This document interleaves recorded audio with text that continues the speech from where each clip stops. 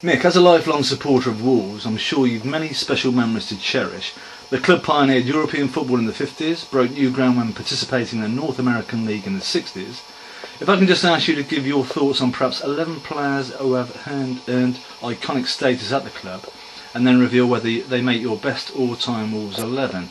Under the management of Stan Cullis, Wolves were league champions 3 times and FA Cup winners twice.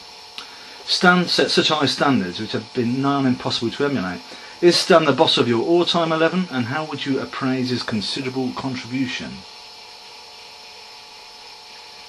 Well, Jeff, Stanley Cullis, as manager of Wolverhampton Wanderers, is in a league of his own.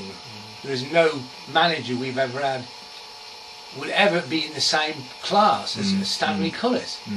The stats you just gave me, a magnificent manager, and a man who had great dignity, and behaviour on the field was very important for him. Right. Okay, mate, you happy with that? Yes. Right, I'm going for goalkeeper Bert Williams, made a total of 420 appearances for the club. He also appeared in 24 matches for England, including England's 3 matches in the 1950 FIFA World Cup. Does Bert wear the gloves in your side, Mick? In a class of his own, Jeff.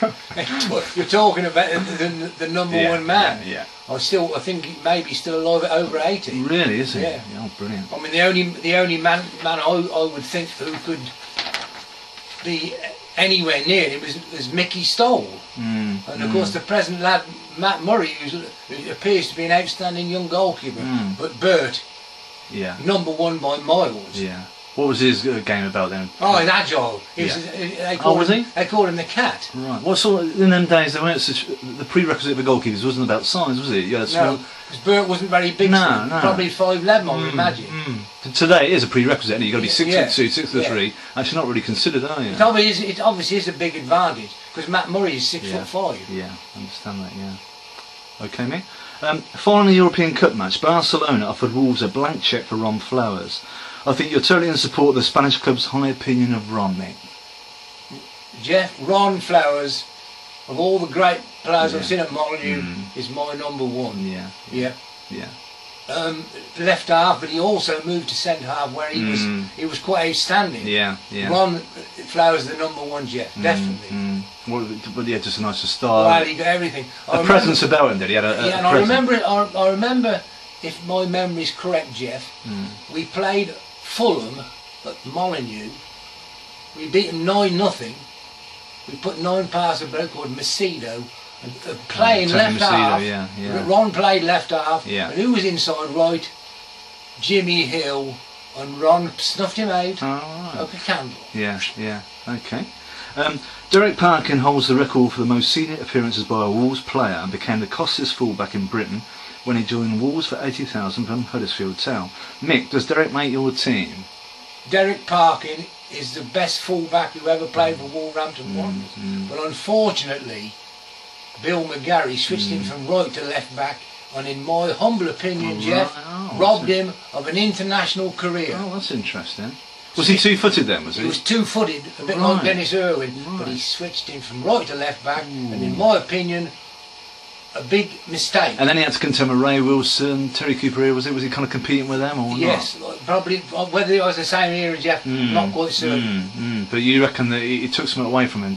Absolutely. That's interesting. You wouldn't have played Stuart Pearce at right back, would you? Or Ray Wilson at right back. No. But was he comfortably using his left foot? He could kick left footed. Because I spoke to him on the radio about this, and he said he switched them from right to left back because Gary hadn't got a left back. Right, okay. Frank Monroe played 371 times in total for the club, established himself as a centre back, despite signing as a midfielder. Your thoughts on Frank, and does he make your team? Yeah, Frank Monroe, an outstanding Scottish centre half. Did he play for Aberdeen, did he? Yeah, I think he did, Jeff. I think he came down to us an inside left. But he was outstanding centre half. But of course, I wouldn't put him above Billy Rudd, obviously. No. Billy's the number 1. Absolutely. Okay. As we aptly speak about, the legendary Billy Wright, 141 appearances for Wolves and 105 games for England.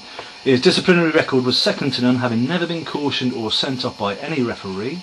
Mick, the superlatives might be exhausted regards Billy Wright. How would you personally summarise his contribution? Obviously, Billy Wright was a great player and a great man. Jeff. Ambassador for the club, isn't he? Yeah. And moved from right half to centre half, where of course he played a lot of times for England. Yeah. A magnificent player, great in the air. Oh, brilliant. There was some story that he could beat John Charles now, and he was 6'2". He wasn't the tallest guy in the world, was he, Billy? 5'8", just good timing and brilliant. His timing was exemplary. Was all these players then? I suppose you were going to say, were they all 2-footed? They worked on. Billy was definitely 2-footed. No question about that. It's just today.